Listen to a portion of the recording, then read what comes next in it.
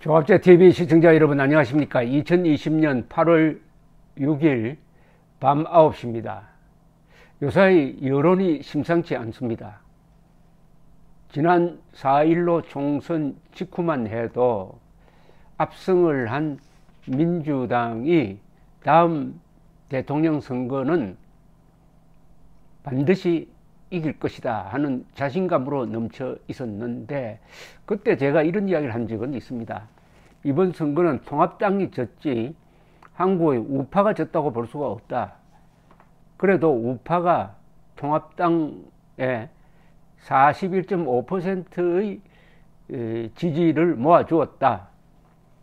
8% 차밖에 안 된다, 민주당과는. 그렇다면은 한 5, 6%만 당겨오면은 다음 대통령 선거에는 충분히 이길 수 있다, 이런 이야기를 했는데, 요사이 여론조사를 보면은 그런 날이 상당히 앞당겨지는 느낌입니다. 내일이 만약 차기 대통령 선거일이라면은 야권 단일 후보를 찍겠다는 응답이 더불어민주당 후보를 찍겠다는 응답보다 높게 나오는 여론조사가 나왔습니다. 이 중앙선거 여론조사 심의위원회에 신고된 리서치 뷰의 여론조사입니다. 지난달 28일에서 31일 했는데, 가상 대결에서 야권 단일 후보를 찍겠다는 응답이 42%, 그리고 민주당 후보를 찍겠다는 사람이 41%로서 1%포인트 압승 결과가 나왔습니다. 이 똑같은 질문을 한 달 전에 했을 때는 민주당 찍겠다는 사람이 46%였는데 이게 한 달 사이에 5%포인트 떨어졌습니다. 폭락입니다.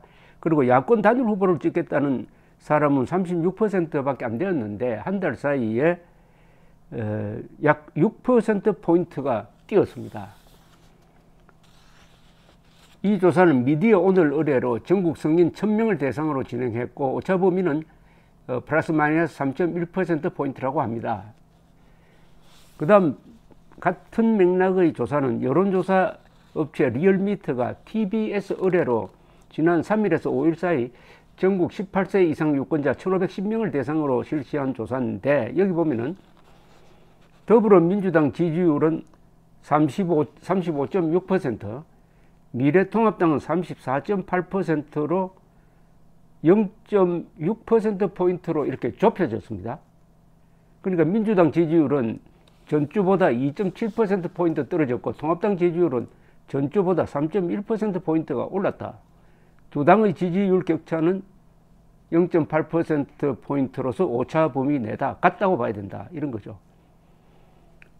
그리고 이 문재인 대통령 지지율도 전주보다 1.9%포인트 떨어져서 44.5%, 부정평가, 문재인 대통령의 국정을 부정적으로 보는 여론은 2.2%포인트가 올라가지고 51.6%다.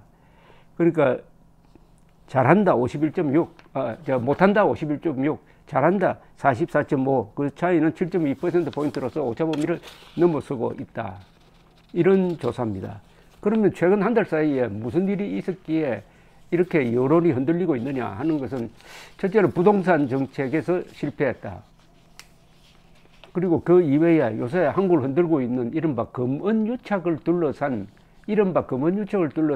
추미애 법무장관의 이상한 행동, 그리고 수사를 담당하고 있는 이 중앙지검 수사팀의 이상한 행동, 이런 게 또 여론에 상당한 영향을 주었다는 것이 저의 판단입니다. 그러니까 통합당이 잘했다기보다는 민주당과 이 정권 세력이 너무나 안하무인으로 국민들을 무시하는 데 대한 국민들의 이 자연 발생적 감정적 반발이 이런 식으로 나타난 것이 아니냐 하는 생각도 듭니다. 이제 총선은 이제 4년 후고, 우선 내년 4월 7일 선거가 부산시장 그리고 서울시장 선거입니다. 이 서울시장 선거가 중요하다고 생각하지만은 저는 어떤 점에서는 부산시장 선거가 더 중요할 수도 있다는 생각을 듭니다. 부산시장 선거에서는 이 미래통합당이 내부 개혁을 어느 정도 할 수 있느냐가 아마 시금석이 될 것입니다. 지금 이 통합당 안에서도 주호영 대표도 그런 이야기를 하는데, 이 시장 후보를 미스 트롯이라든지 미스터 트롯 방식으로 뽑는 것을 연구를 하고 있다고 합니다. 이게 잘 되면은 2022년 대통령 후보도 한번 그런 식으로 뽑을 수 있지 않겠느냐. 이게 뭐냐면은 옛날식으로 말하면 이게 국민 경선인데, 국민 경선 하면 좀 딱딱한 이미지고, 아예 계급장 떼고 모든 후보들이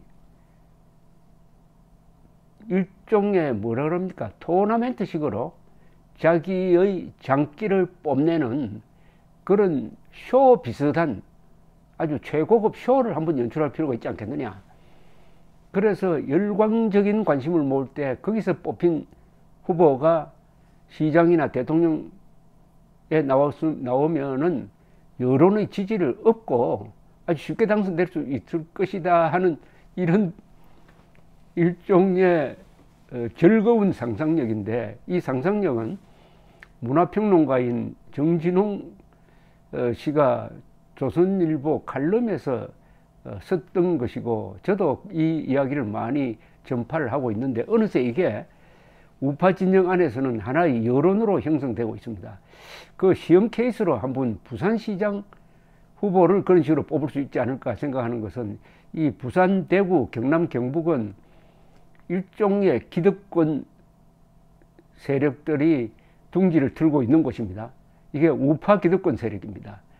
강남과 더불어 누구를 내세워도 당선 가능성이 80%, 90% 이상이다. 이렇게 되니까 통합당이 여기에 안주를 해가지고 내부 개혁을 하지 못하고 그 당내 토착 세력 비슷하게 되면서 개혁에 저항을 하고 있다.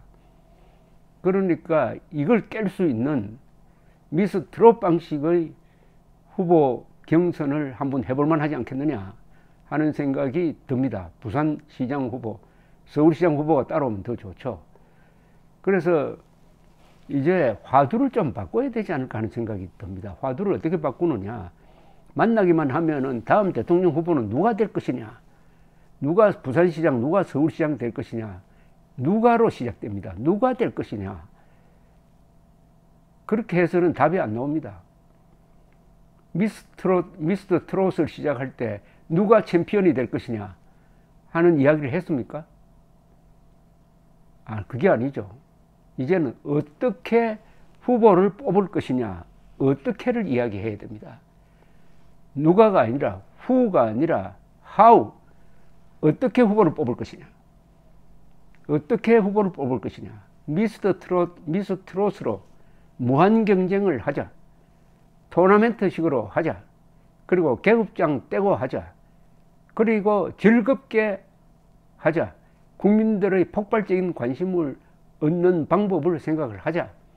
그리고 심사는 미스터 트롯이 성공한 게 심사를 아주 공정하게 한 것인데, 그것은 전문가 심사 플러스 국민들의 인기를 합쳐서 후보를 1, 2, 3, 7등까지 결정했듯이 후보도 그렇게 하자. 통합당 당내에만 맡겨놔서는 안 된다.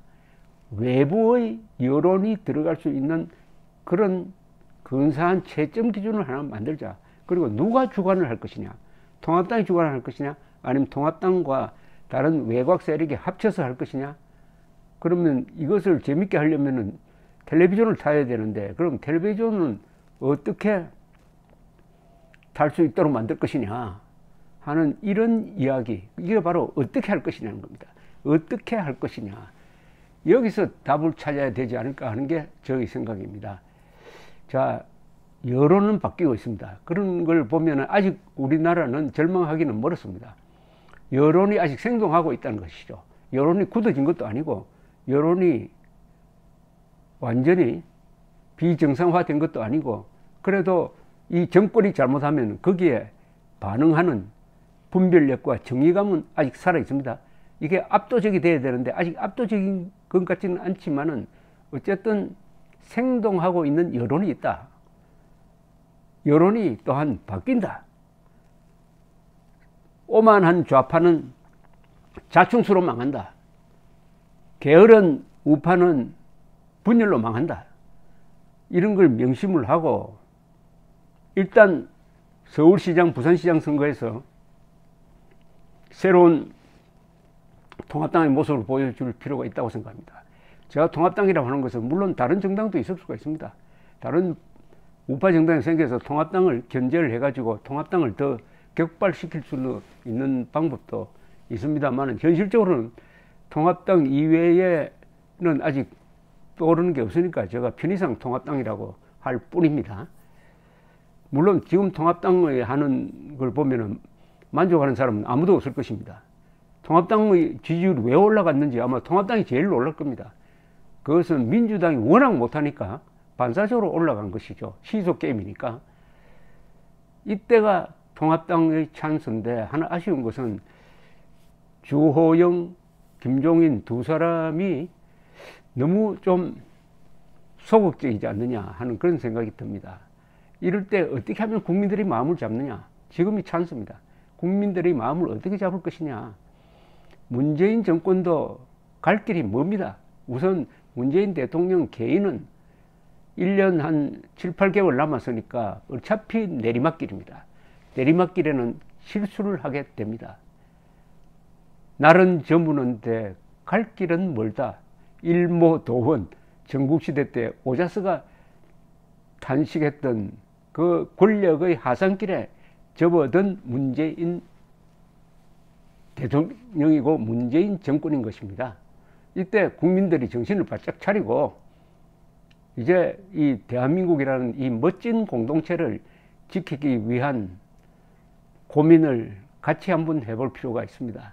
대한민국의 지난 역사를 되돌아보면은 1987년까지 대한민국은 세 가지 흐름을 탔습니다. 하나는 이 국가 건설입니다. 두 번째는 산업화입니다. 세 번째는 방공화였습니다. 그러다가 87년을 기점으로 해가지고 흐름이 바뀌었습니다. 민주화, 그 다음에 세계화, 세 번째가 좌경화입니다. 이게 오늘의 민주주의의 위기를 불렀습니다. 윤석열 총장이 멋진 이야기를 했습니다. 민주주의의 허울을 선 독재와 전체주의를 배격해야 한다. 이게 한 시대의 명제입니다. 가짜 민주주의와 싸워야 합니다. 가짜 민주주의와 싸워서 자유민주주의라는 진짜 민주주의를 지켜낼 수 힘은 어디서 나오느냐? 총구에서 나오지 않습니다. 역시 여론에서 나옵니다. 여론. 여기 이 부분에서 희망이 있습니다. 여론을 바꾸는 사람이 정권을 바꾸게 되는 것입니다. 감사합니다.